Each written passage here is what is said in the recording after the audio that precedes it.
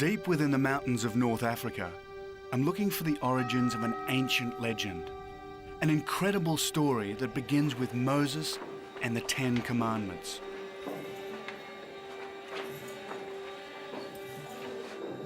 It's about an object so sacred, it can only be viewed by the most pure Christians.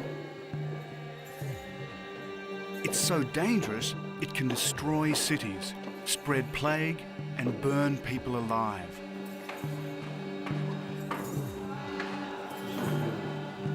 Many have looked for the source of this legend. The Crusaders, the popes of Rome, the great kings of Europe, even Indiana Jones.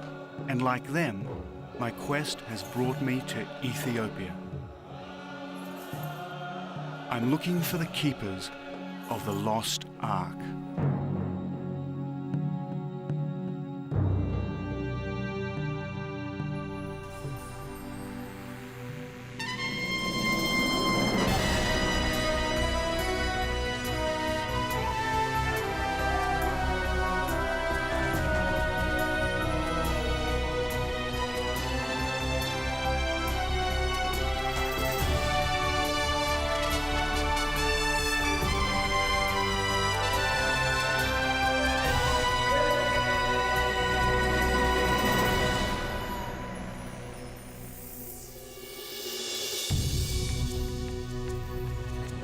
My name is David Adams. I'm a photojournalist. And while I travel to many strange corners of the earth, I don't normally get a reception like this. Ethiopia is a landlocked nation in North Africa. Once a mountain kingdom, it remained isolated from the rest of the world for over 1,000 years.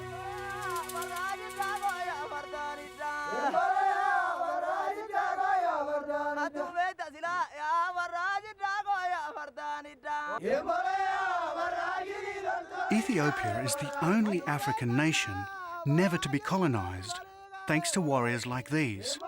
They wiped out invaders with ferocious efficiency.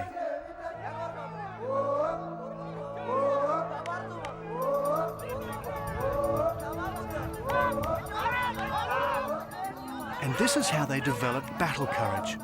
It's the ancient sport of quacks.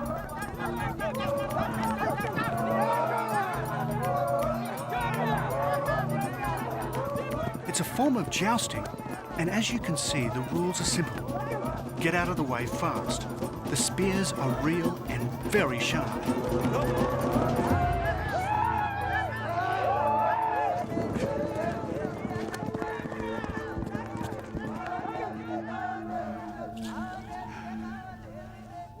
That was incredible.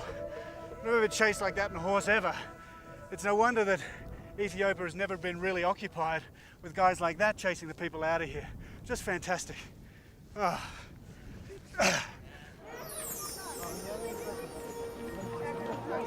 But I come in peace. In fact, I come as a pilgrim. My journey starts in the Ethiopian highlands, where I'll shortly set out on a 200-mile pilgrimage. That's 320 kilometers. My journey will take me to some of the most sacred shrines in this ancient land. First stop is the town of Lalibela, where thousands of pilgrims are gathering for Christmas.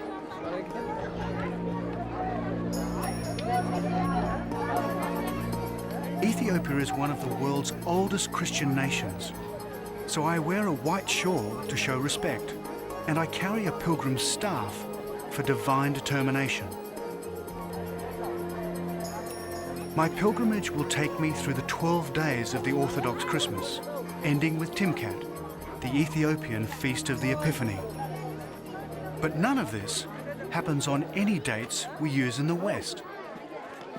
According to the local calendar, there are 13 months in a year. The 21st century is still years away, and sitting here under the midday sun, it's still 5 p.m. In other words, Western time here is irrelevant. And listening to this fire and brimstone preacher, so are some aspects of Western culture. No coffee, he shouts. No alcohol, no loud talk, excessive laughter, or noisy parties. Otherwise, I will not enter the kingdom of heaven. Not exactly my idea of Christmas.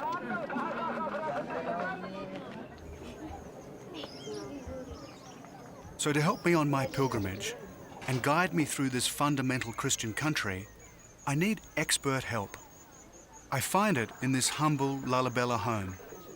So all these people just come from the street, you invite them in? Yeah, I invite them in my home. That's lovely. And then everybody does that for Christmas? This Sure. is the custom? Yeah, it's the custom, it's our culture, yeah. This is Ishitu, his wife Ababa, And then these people... and her cousin Tete. Tomorrow we leave on a family pilgrimage to the ancient city of Gonda. And these people have come from how far away? They came almost 7 days and 8 days from... They came from different parts of Ethiopia. Thank you. This looks like it would is feed our me for the day. tradition, yeah. This is holy bread. It's astonishing And this is charity before our in a country so desperately Christmas poor. time, January 7. So out of respect, and despite the warnings of the fire and brimstone preacher, I try some of Ishitu's beer. Well, it looks like Australian beer.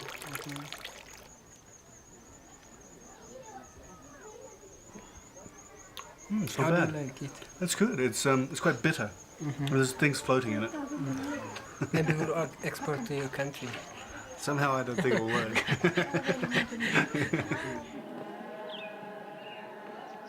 Before I set off as a pilgrim, I must learn more about Ethiopian belief. And in Lalibela, you don't have to go far. Here, the church is a thriving institution. 1 in 5 Christian males is a deacon or a priest.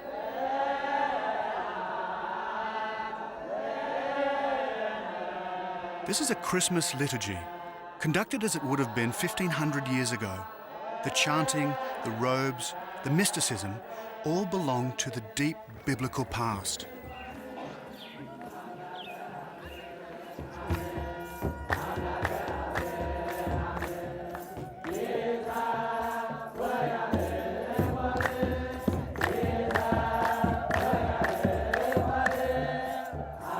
While there's something that seems very African about this dance, it's actually one of the oldest liturgies in existence. It has its roots in the days when Christianity was a radical Jewish sect. And underlying it all is unswerving faith. They call Lalibela the New Jerusalem.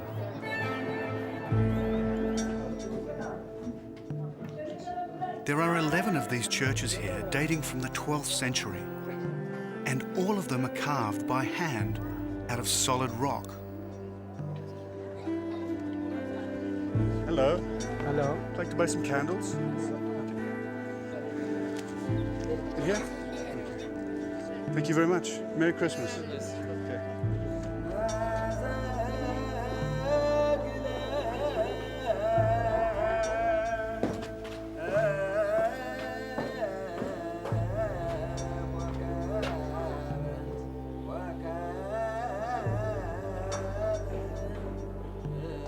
The churches are connected by a maze of tunnels. Over the centuries, they've been turned into catacombs. All around me are the bodies of long dead monks, skin and bone preserved in the dry mountain air.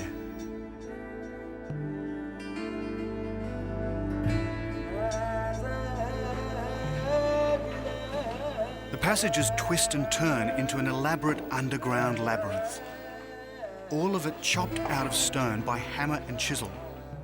But how? Well, according to legend, the heavy work was done by saints and angels. When King Lalibela died, God ordered him back to earth to carve the churches. And St. George and the Archangel Gabriel lent him a hand. Or that's what the faithful believe.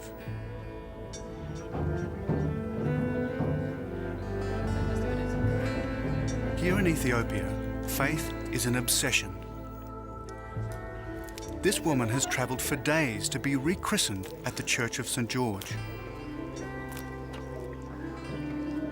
And these hermit monks will spend the rest of their lives in holes, reading and rereading their Bibles, until they too join the catacombs of the dead.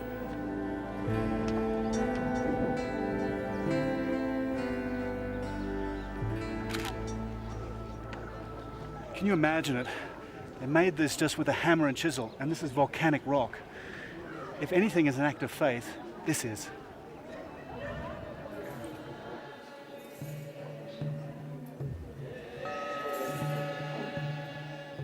But inside the church is the source of an even deeper religious obsession.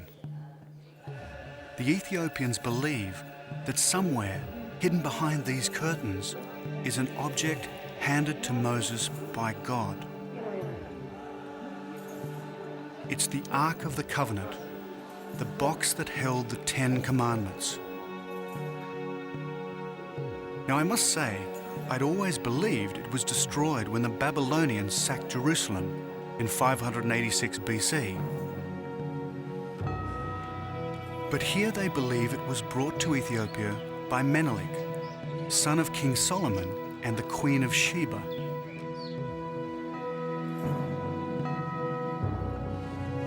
All over Ethiopia, hundreds of churches claim to possess it. It might be here, it might be elsewhere, but where? Well, that's the point of my journey.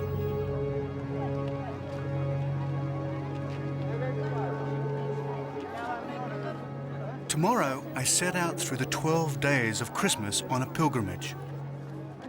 I travel to some of the most remote hiding places in Ethiopia on my quest for the secrets of the lost Ark.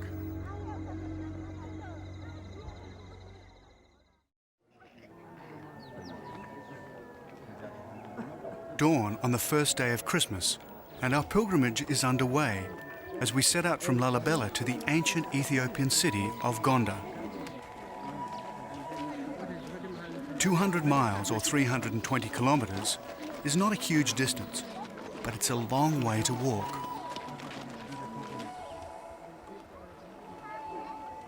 Stage 1 takes us to Bethlehem, but not the biblical Bethlehem.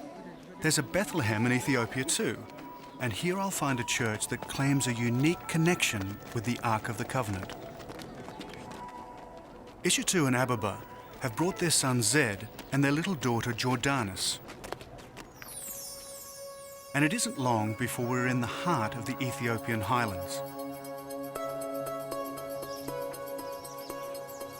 This is another reason why Ethiopia has been isolated for so long, these amazing mountains.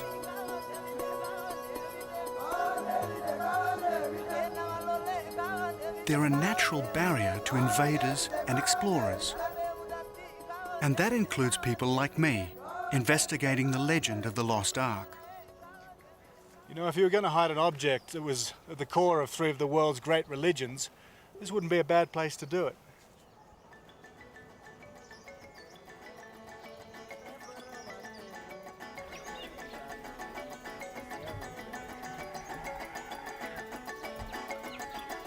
The Pilgrim's Trail takes us through some of the best farmland in the country. Only about 12% of Ethiopia is suitable for farming, which means that a population of 50 million Ethiopians depend on a few farmers like these to survive. No wonder it's so often a land of famine, and there's a drought on right now.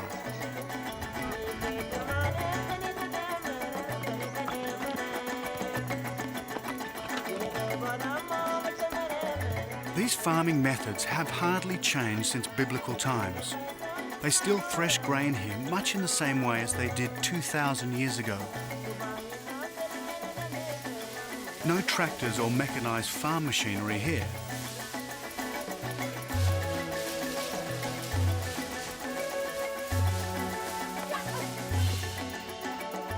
By now we've done about 12 miles or 20 kilometers. And the journey's beginning to take its toll on the youngest member of the group. Would you like me to take Jordan? Sure. Oh, you're getting very heavy. So why do it all on foot? Well, to achieve real redemption, a pilgrim must make a genuine effort. The more we walk, the closer we get to God, and the closer we get to our first destination, Bethlehem. This little town of Bethlehem is typical of the Ethiopian highlands. No power, no running water, not much land for crops or grazing, and desperately poor. We meet the Abba, or priest. If I want to know more about the Ark, I'd better not get on the wrong side of him. David ይባላል እሱ ከአውስትራሊያ ነው የመጣው። Hello, nice to meet you. We've come a long way to see you. Like all guests, we must be made welcome, and that means coffee.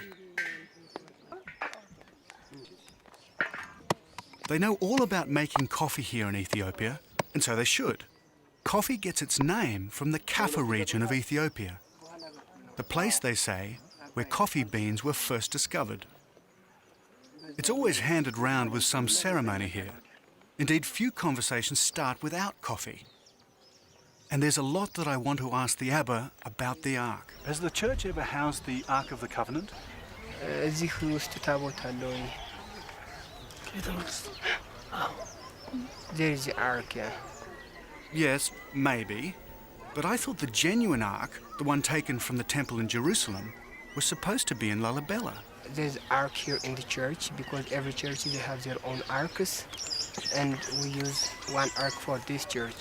So each church has its own Ark. Fair enough. But isn't there supposed to be only one Ark? The one brought down from Mount Sinai by Moses. Has this been the resting place of the central Ark? ታቦቱ እዚህ ነው አሁን ያለው።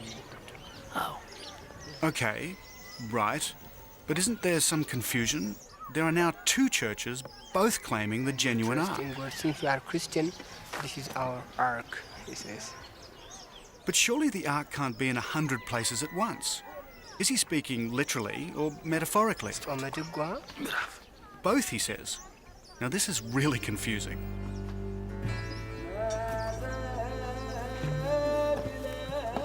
The Abba shows me the Bethlehem Church. It was built by people from Israel in the 3rd century, he says, by foreigners who wished to protect the Ark, and it's well protected. This is as far as the Abba can go. Because he's recently eaten and made love to his wife, he's temporarily impure and cannot enter the consecrated part of the church. So I enter under the watchful eyes of his assistant. But there's another mysterious eye staring at me from behind the curtains. Is this the Ark of the Covenant? I'm warned not to step too close. Even for a skeptic like me, it would be wise to obey. But the real point is that these people believe that behind these curtains there's an object that was touched by God and Moses himself. And if I was to go in there and touch it, flames would shoot straight up my nostrils and I'd be burned alive. I move back, just in case I'm zapped by the Ark.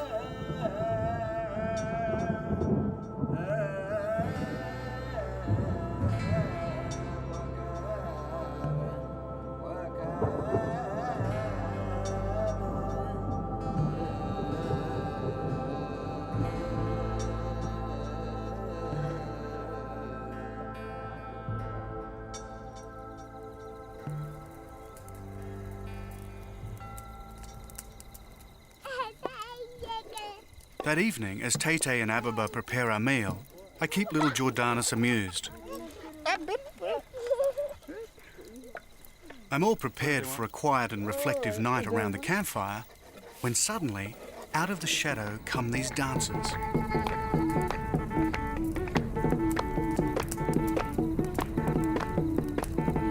It's called, rather euphemistically, shoulder dancing, and it's a strange mix of Christianity and paganism.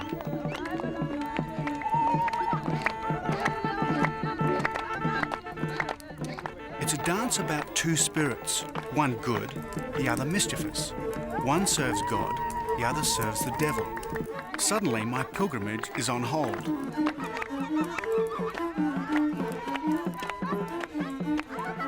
And as I dance to music that sounds strangely Irish, I wonder which spirit will win, the good one or the mischievous one.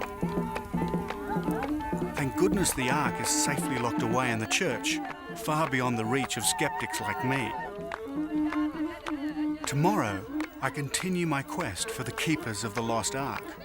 I take a shower under the thundering waters of the Nile and cross a bridge built with honey, eggs, and clay.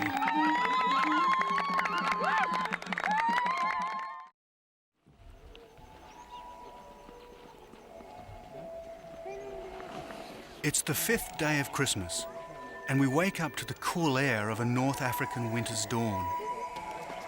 Soon we're back on the Pilgrim's Trail.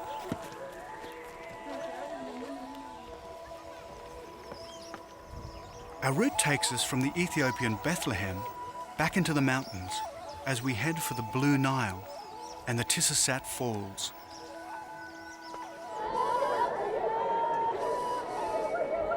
But our pilgrim's progress is checked by one of the sadder realities of Africa. A cortege like this can only mean one thing: a funeral.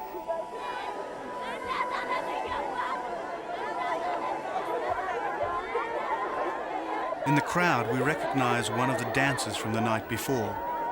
Her 23-year-old cousin has died. As is the custom in small, close-knit communities like this, everyone attends, including us.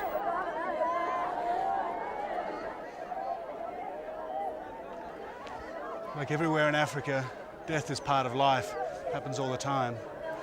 It's a real privilege to be here because knowing the family, it's a very private moment for them and very, very special for me. I won't ever forget this.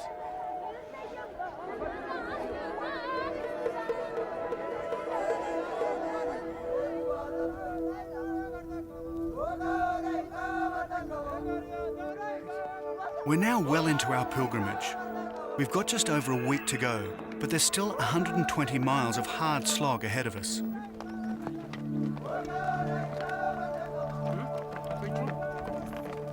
I revel in this beautiful Ethiopian landscape, when suddenly, in the middle of nowhere, we see this. An old European-style bridge. Apparently the Portuguese built it in the 15th century. So the story goes, there was no cement, so they stuck it together with honey, eggs, and clay.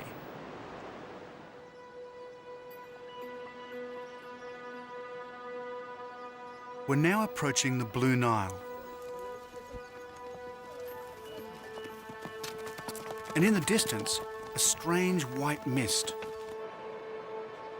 These are supposed to be some of the most spectacular waterfalls in North Africa.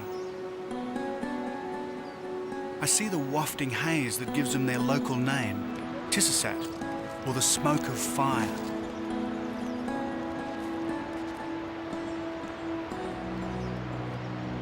If you want somewhere to marvel at the world's greatest river, Tissasat is the place to be. It's here that the Blue Nile plunges 150 feet into a chasm.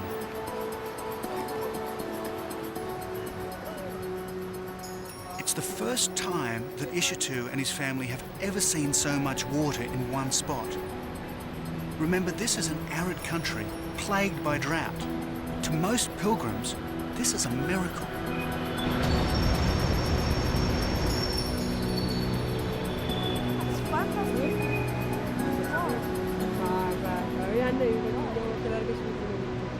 You know what I'll do now? I think I'll go down and have a really nice shower.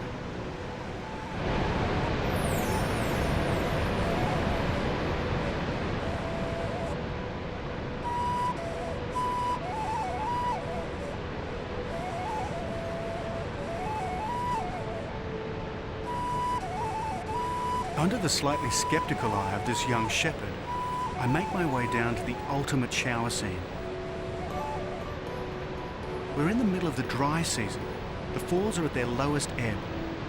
Imagine what it's like around here when it rains.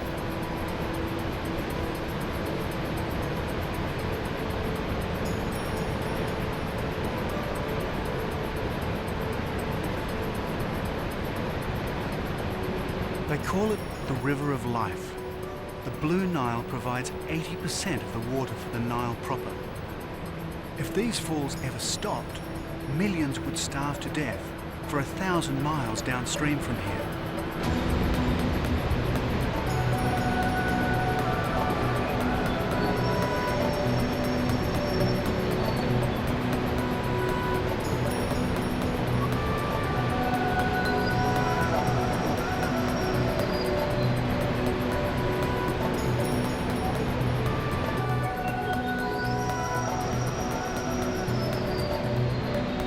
Talk of turning a shower into a religious experience. Although I suspect Ishitu and little Jordanus think I've lost my mind. I don't know about them, but this pilgrim's feeling very much rejuvenated. Oh my God, that was like standing in the middle of a hurricane. It's just like, just the most fantastic feeling. It's everything about Africa. My God, come and stand under the Nile Falls. Oh.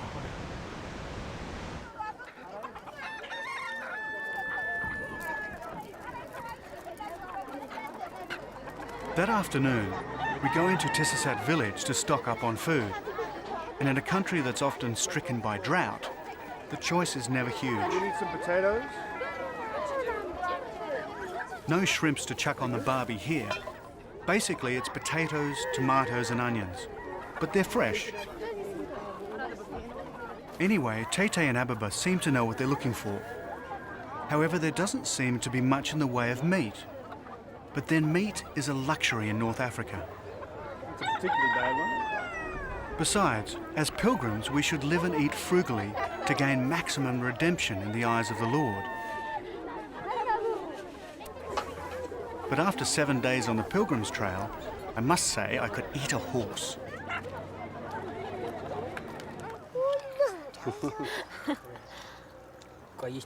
This is the local staple, a flatbread called injera. It's made from millet and appears at every meal. When someone shares food with you, it's a great compliment.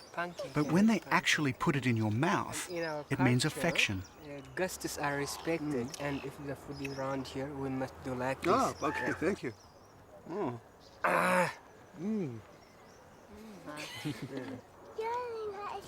By now, I'm getting to know Ishitu and his family. Normally, a pilgrimage would be a very private family event, so they've been generous indeed to let me tag along.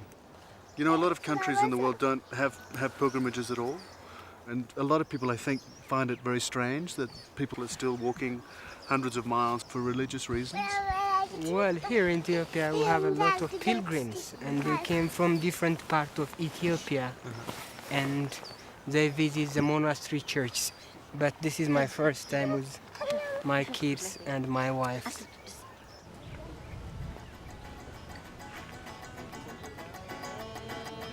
Back on the Nile, and a tiny river port that could be straight out of the African Queen. While Ishitu and family go ahead on foot, I'm making a detour to follow up a new lead on the Ark.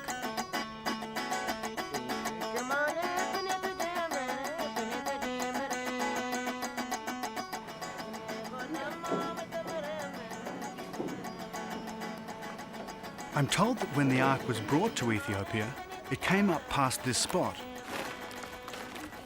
They tell me there's an island on a lake upstream where the Ark is supposed to have been kept for 800 years. Some say it's still there.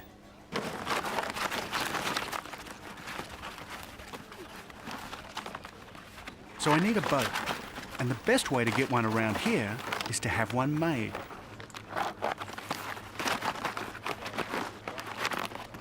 They're making papyrus canoes in a manner unchanged in 3,000 years. I've seen similar craft on the River Tigris, on the Caspian Sea, and on the Andean lakes of South America. How the same idea spread so far, we just don't know. So whatever the reason for their design, it's obvious that these little craft have played a huge role in moving people around the globe.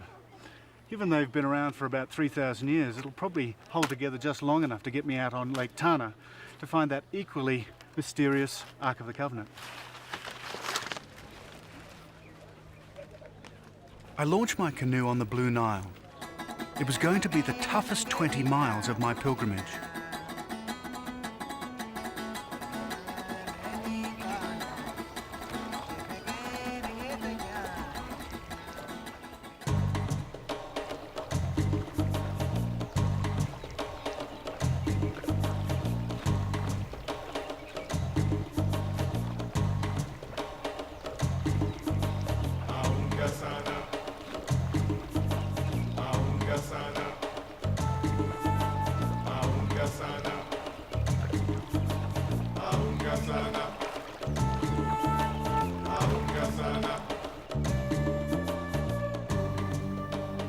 So far, so good, but it's definitely a workout. In the wet season, I'd never stand a chance. With so much water flooding the river, I'd be swept downstream to oblivion. As for papyrus canoes, well, they're extremely buoyant, a little sluggish, but surprisingly stable.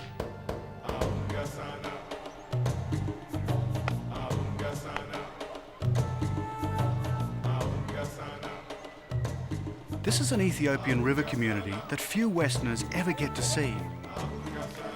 Gone is the arid landscape. This one is rich, fertile, and well watered.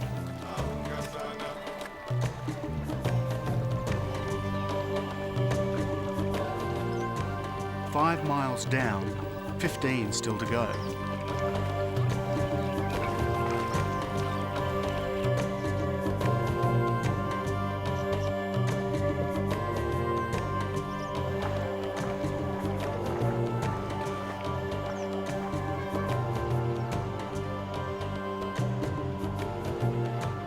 And as the 7th day of Christmas turns to dusk, with arms aching, I look for a place to camp.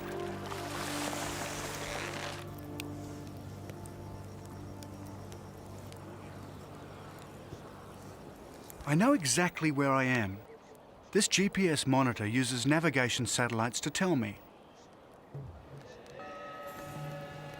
Compared with the great explorers, it feels a little like cheating.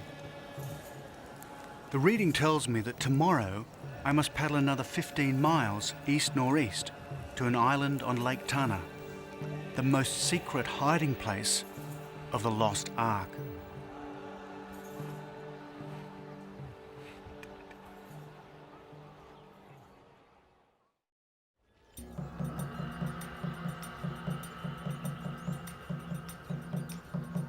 Morning on the 8th day of an Ethiopian Christmas, and I'm back on the River of Life, the Blue Nile of Ethiopia in North Africa.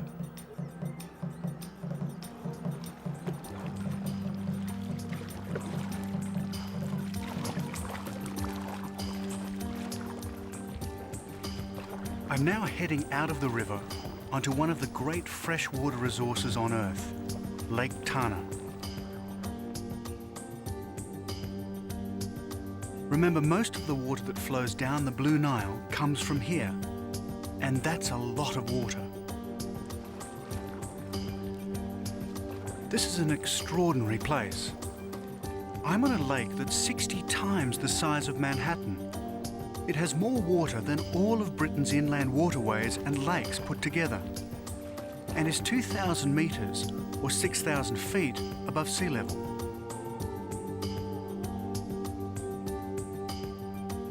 By now, the paddling is starting to take its toll. Somewhere on this lake is the lost Ark of the Covenant, held in a monastery. And according to legend, this time it's the real one. There are 34 islands on this lake, and 20 of them have monasteries.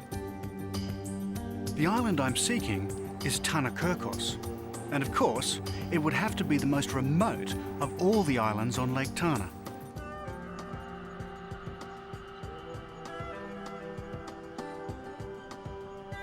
Christian monks have lived here for 1,500 years. Not a bad place to hide the Ark. By now, my arms feel like jelly. I arrive on my waterlogged bundle of reeds. The only sign of life are vultures, peering down like gargoyles from a medieval church.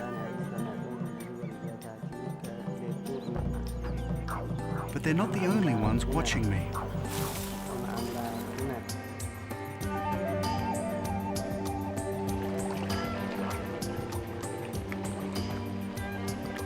My sixth sense tells me I'm under surveillance.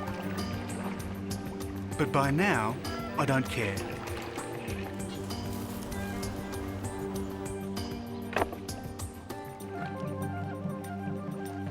When I land, all I hear is the lapping of water. I'm ashore and looking forward to using my feet again. Welcome to Tana-Kirkos.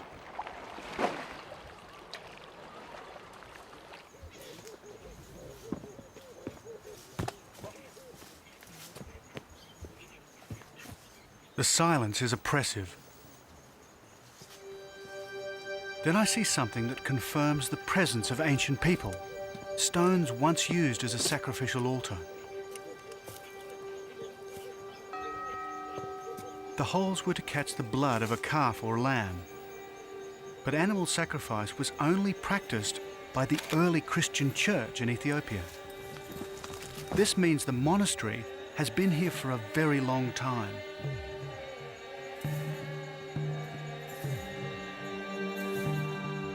Long enough to hide an object last seen over 2,500 years ago?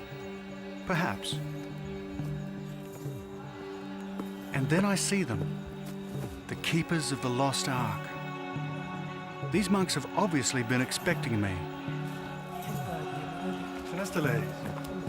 Hello. They're clearly quite relaxed about my presence, so I come straight to the point. I understand that the Ark of the Covenant was kept here, or first came here when it came to Ethiopia. What date was that? How long ago was the Ark brought here? Okay, ምንድነው መሰለት የሚሉት የመጀመሪያው የአንተን ማለት ነው ተክለኛው ታቦት ሲመጣ ስንት አመት ይሆነዋል ነው የሚለው ከኦሪቱ 900 አመት አለው ማለት ነው ከክርስቶስ ልደት በፊት 980 ነው ተማታላችሁ 980 ነው በኦሪት አመት ከክርስቶስ ልደት በፊት ማለት ነው የ15 አመት የሚሉ ይሄዱበት ሲመለሱ በ18 ተመለሱ Maybe I came to the point too abruptly. I don't think that first question went down too well. ቤተክርስቲያኑ ሰርተው I'm not sure if they're arguing about the date or whether they should be talking to me at all. Finally, a deacon translates. 982 years before Christ was born. born. And where is it on the island? Where is it kept? የት ነው የተቀመጠው ነው የሚለው ይሄንን የሚያውቁት እግዚአብሔርና ያው በዚሁ በቦታ ያሉ ቅዱሳን Now I think I've really done it. The atmosphere becomes definitely cool. I have the distinct impression that my question and answer session is about to come to an abrupt end. There was a lot of trying to steal the ark. Because of that, everybody... Thieves have tried to steal the ark, he explains. So they've had to hide it by putting it under divine protection. So it is somewhere on the island, in one of the buildings here, but no one knows where. Yeah. So it's hidden. Still here, hidden, Okay. So even if they knew where the ark was on the island, they're not going to tell me. Yeah, no. Sure, that's what they mean, you know. Okay. Yeah. Their attitude is simple. All the other arks in Ethiopia are fakes, used to fool thieves. The real ark is here, on the island, and they don't have to prove it to anyone, least of all me. So as I paddle away from Tana-Kirkos in a canoe that seems even more sluggish, I leave yet another home of the so-called one true ark.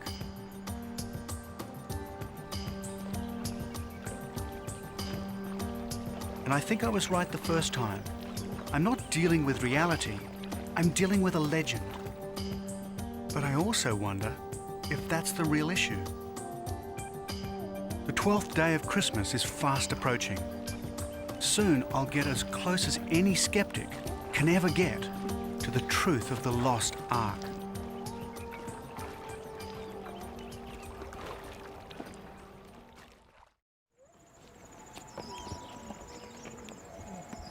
It's the 10th day of Christmas, and at last we're approaching the end of our Ethiopian pilgrimage. Since we began on Christmas Day, we've walked 200 miles. That's 320 kilometers. Now we reach our final destination, Gonda, the African Camelot.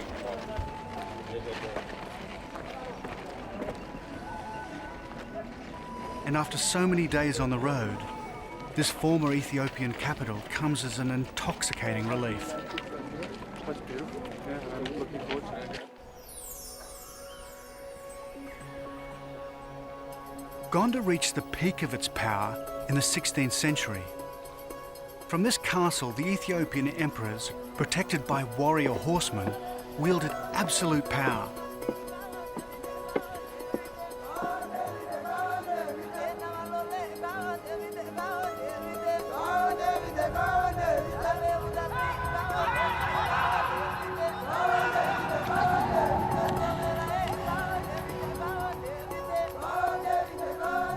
But Ethiopian emperors were always in awe of another superior force, the spiritual might of Ethiopian orthodoxy.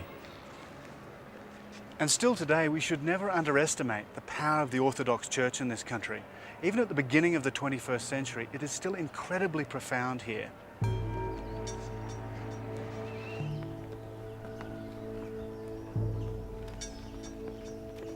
Not far away, Ishitu and his family are entering the most famous church in North Africa to pray. They must purify themselves for tomorrow.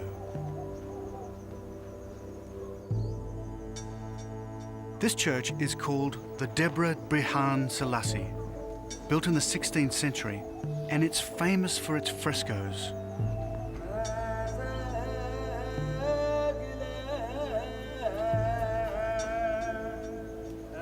And note how they pray, not unlike the prayer rituals of Islam.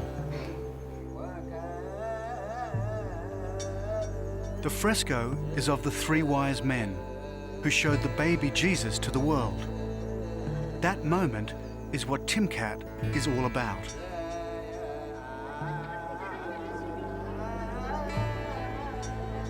And as the sun sets over Gonda, the atmosphere is charged with intense religious fervor. It's why the pilgrims are still flocking into town, all of them seeking redemption.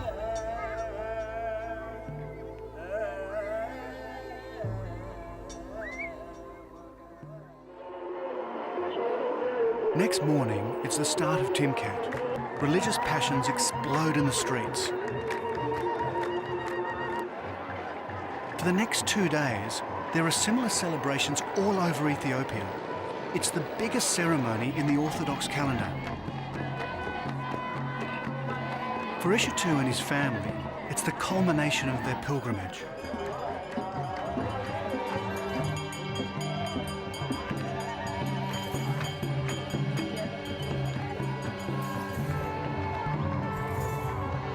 But for me, it's a little different. Because it's at Timkat when the most sacred objects of Ethiopian Christendom are put on show.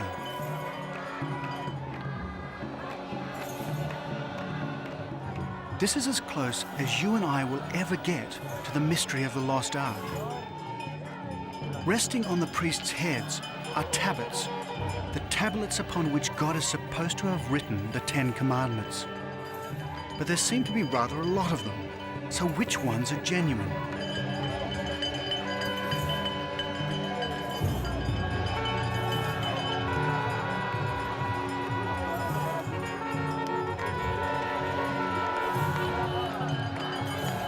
Then I'm told that each tablet comes from a different church in Gonda. Each is believed to have the power of the ark, which is why they're covered in cloth. If anyone other than their guardian priest sees them, they'll be instantly consumed by fire. At least that's what the faithful believe.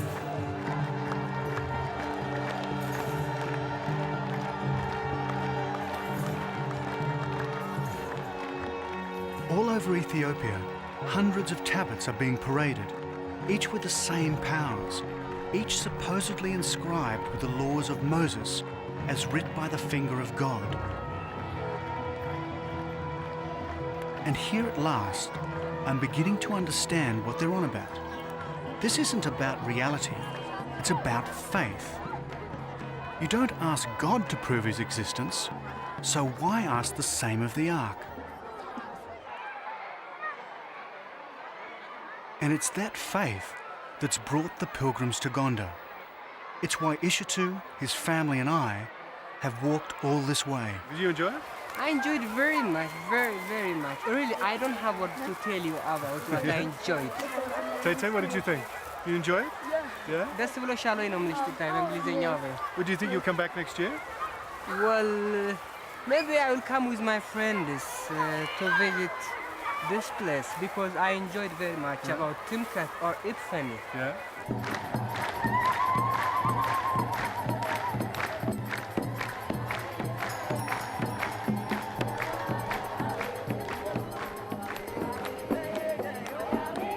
As the festival reaches its climax on the 12th day of Christmas, the drums beat incessantly. The priests bless the crowd as the most sacred moment of the Epiphany ceremony unfolds.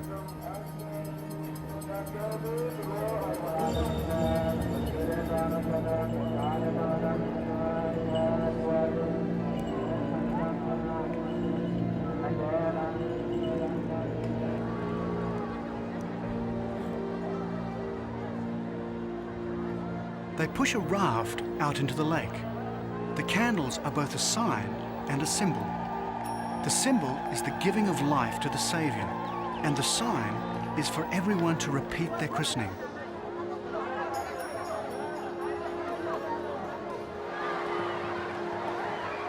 Water flies everywhere, and while it's a moment of deep religious significance, I can't help thinking it's also about having a good time.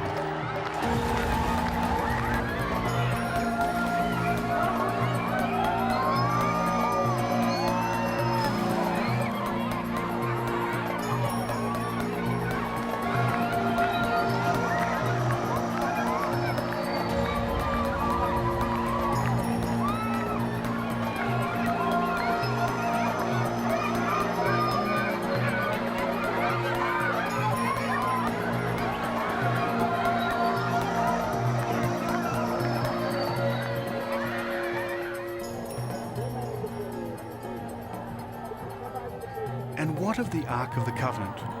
Well, the Ark didn't show, but its contents did. And after a brief appearance, they'll be returned once more to a life of seclusion until next year's Timkat. So if you come to Ethiopia, you may not find the Ark, but you will find the covenant, that agreement between God and humanity. It's everywhere, in ceremonies like this all over Ethiopia. It's in the hearts and minds of the Ethiopian people. But right now, it's the mouths and stomachs of a group of pilgrims that's concerning us most. After so much walking, I reckon we've earned enough redemption for some of the pleasures of life. We're looking forward to this, I tell you. That's the Timkat, huh? And a toast to little Jordanus, the youngest member of the group, always happy, always smiling. And sadly, it's time to say goodbye to my pilgrim friends. And as they head back to Lalibela, I head off to reflect. I'd done 200 miles across these magnificent highlands. I'd visited some of Ethiopia's most sacred places, and I'd got a real insight into the soul of this ancient land.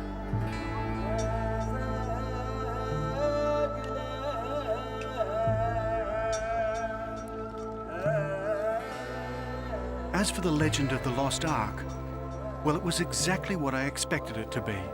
A legend. An article of faith that sits somewhere between myth and metaphor.